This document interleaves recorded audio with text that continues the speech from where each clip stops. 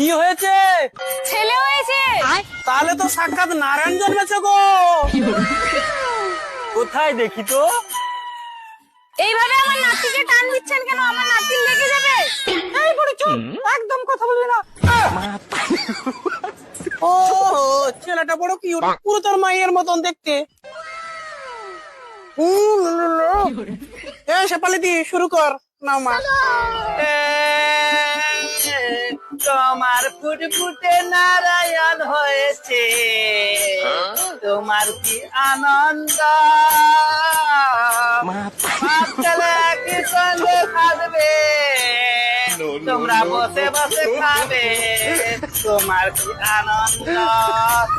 বেহুলা কেন না গো, বেহুলা কেন না গো।